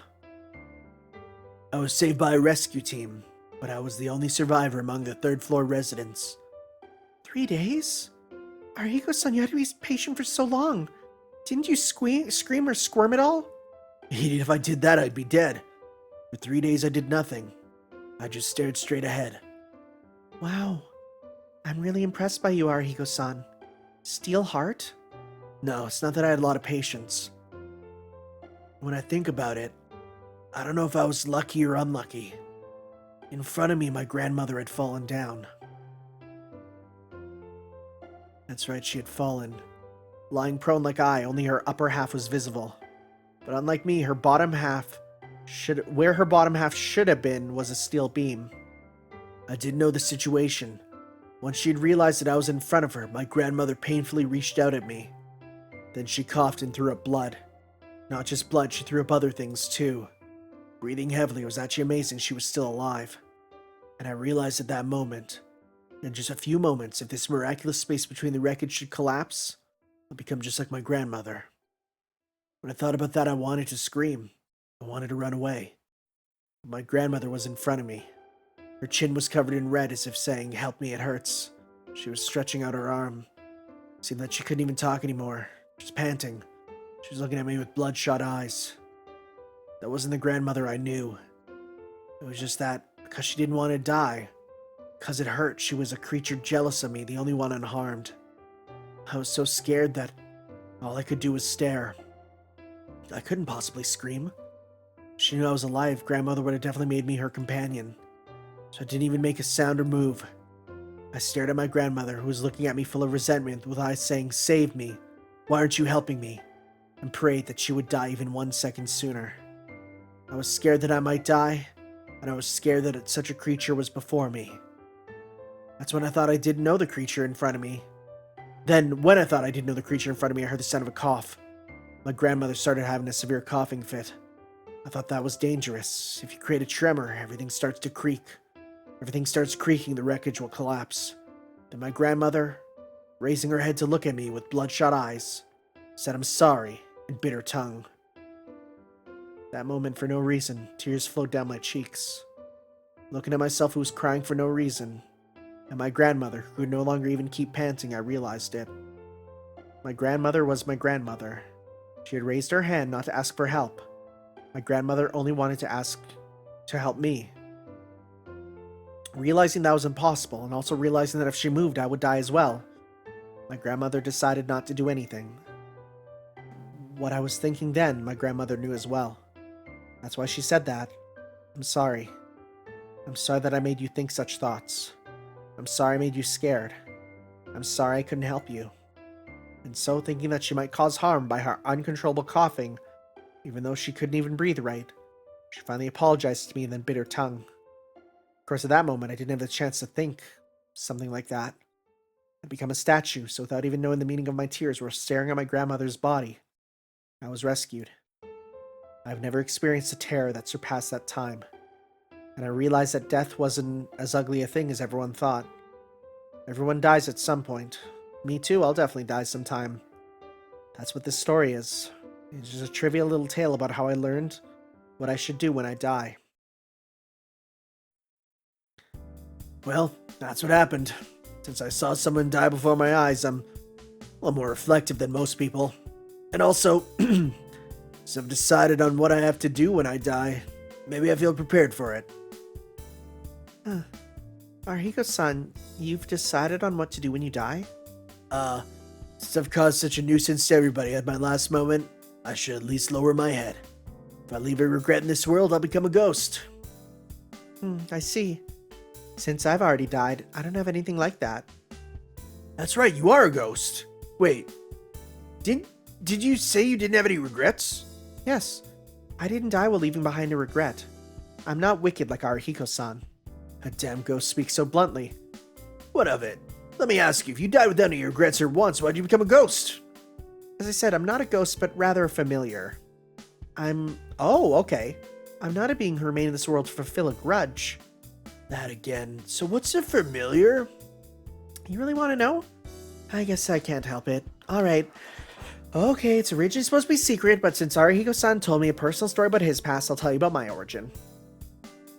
Nanako laughs ominously. For some reason, I get the feeling that this conversation will go on towards something occult. Oh god, I need another sip. I thought we were going to end so much sooner. Also, what? This is surprising. It's already been 1,000 years since I became like this. Among familiars, there are those of nature, and those of animals, and there are those who naturally...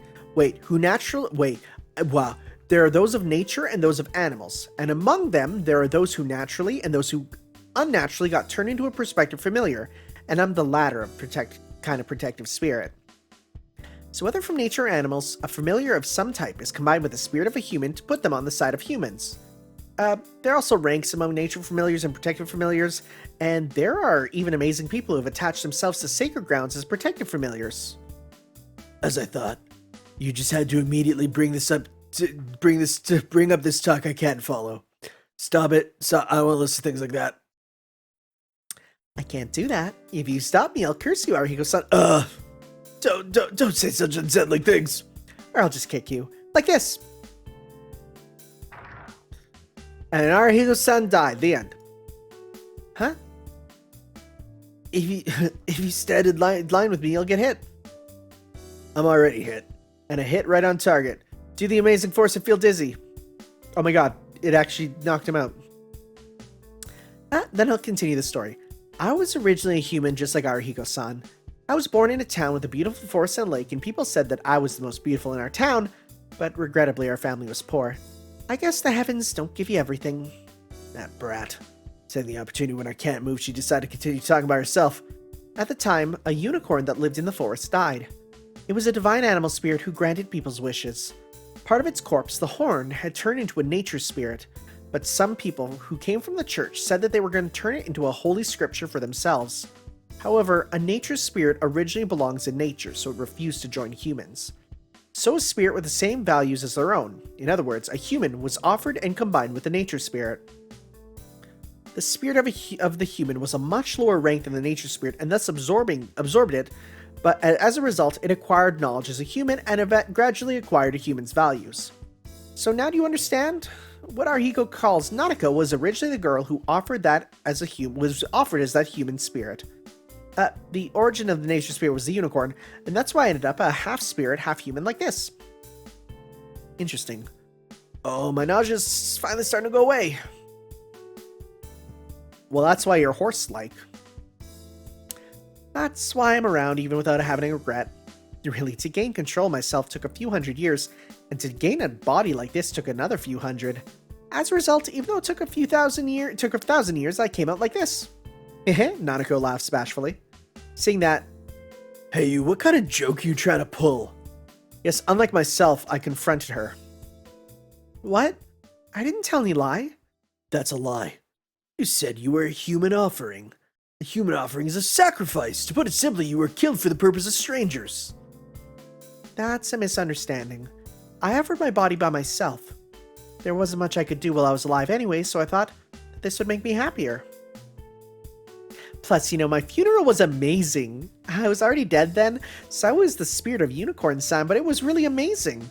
It was such a clear day that day, and from the entrance of the town to the top of the tower, everything was covered in white flowers. Townspeople who I hadn't even talked to participated in the funeral, and several bishops came to send me off.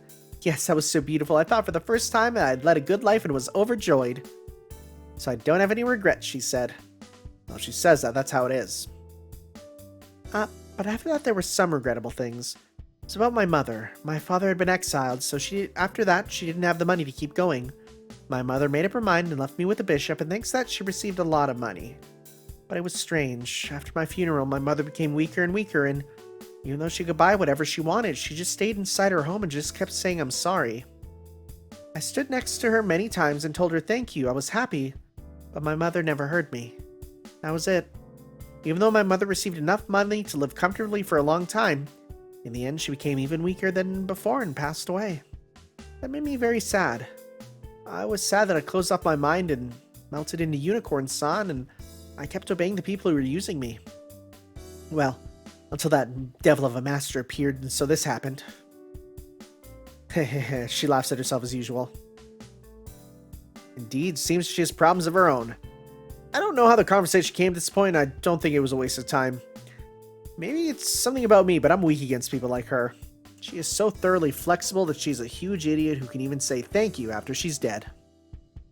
For things to be balanced, someone as gullible as she is someone who someone as gullible as she is someone as gullible as she is shouldn't be besides someone who I feel like I'm dying. What? For things to be balanced, someone as gullible as she is shouldn't be besides someone who fools others like me, but rather should be with someone who has no intention to fool others. That is the worst sentence I've ever read. if I was grading this, that would get a big red X saying this is incomprehensible. Nanako, even though you say that, you must go through a lot of pain. I can't even say it. Really, I was such a pure and chaste book. In less than half a year, I'm like this. I really got an unbelievable master. Until now, I never made a form for myself, but since my master did such unspeakable things, I'm appearing like this and complaining. Huh. Do you hate your owner that much? For example, enough to kill that person? That's ridiculous. First of all, that person doesn't even die when killed. Is that right? Sounds a lot like Yashiro. I mean, I thought if you wanted to end things with that person, that'd be the easiest way. End things with what? Did you want to end things with that person? You said your owner was a devil of a master. That's true, but well, I don't like seeing hitting or cutting or blood. But, shall I say, it can't be helped. Master has reasons to be desperate, so I could stand it if I was used with more care. Ho, you are quite defensive of your owner, even though you ran away. That's true, but how should I say? I can't leave that person alone. It'd be difficult alone, so I have to be a protector. And the person is so amazing to make me materialize. Plus, that master was the first one to speak with me. Nanako mutters. I guess I was quite stupid there too. Even if I don't worry about her, her life already has balance. Hey, you know? Yes. What is it, Arihiko-san? Aren't you saying that you actually like your master? That's why you ran away and are complaining, isn't it? That's not it. I hate that master, and this time I'm really running away to become a proper book. Shaking, Nanako disagrees. Huh. Well, I got the feeling that this problem would solve itself sooner than I expected. Oh my god, this is so long. I thought this one would be as short as the other one. It's super not. Okay. It ended as abruptly as an urgently shipped express package. Huh?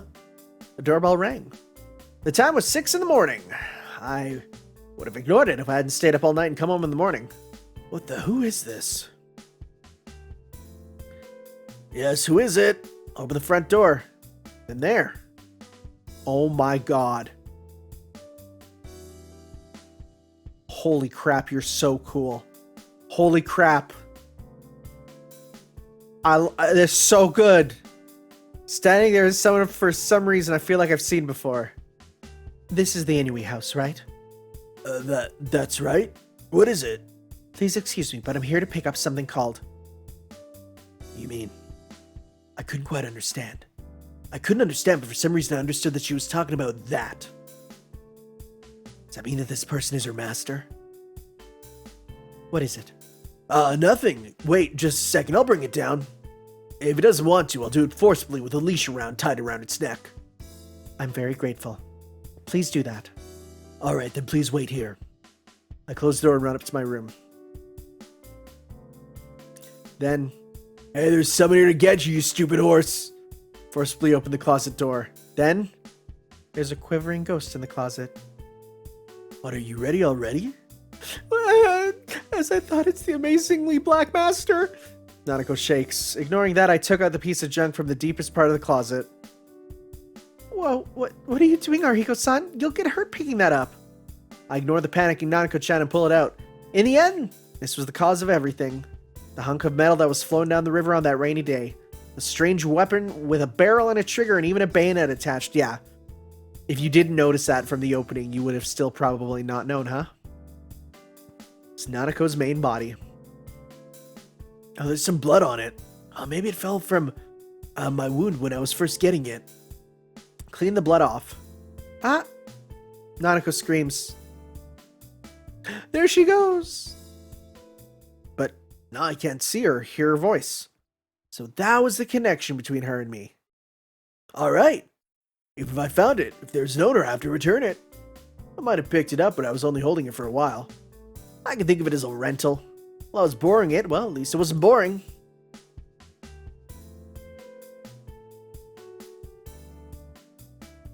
Thank you for your cooperation. But about this gun. Huh? Huh? What are you saying? I just picked up a model gun, and you're calling it this gun.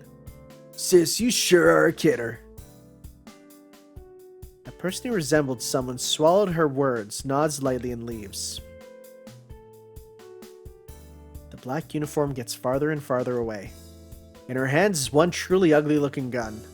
The person in uniform mutters to the gun as if talking to herself. Like that. I don't know why, but it looked to me like it was saying goodbye. How pitiful. Will she be alright like that? Looking at her situation, I think she'll probably run away again and cause a nuisance for someone, but something doesn't concern me anymore. I scratch my head while grabbing the front door. So I guess we won't be able to have any horse meat for now. Muttering to myself, I was shocked at my own stupidity. I hope that's a eating joke and not a bestiality joke again. That's not right. You usually don't eat horse meat anyway, do you? I hear it's not bad. I hear like out of all the meat that they like, it's not bad. I'd eat it. Because I freaking hate horses. Can't stand them.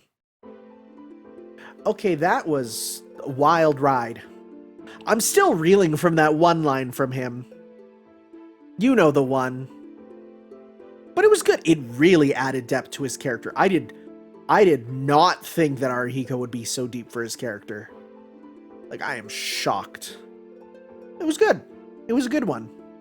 And we finally got that closure for seeing the horse, right? And that's good. That's good, that's good, that's good. I'm going to click. All right. Tap Moon. Mutated shark, you're pretty strong. All right. All right, are we good to go to the fun? Is that happening yet? Nope. Okay, sounds good. No idea. I feel like we just got to go through all the scenes. I feel like that just makes sense. All right, guys. With that said, we're done.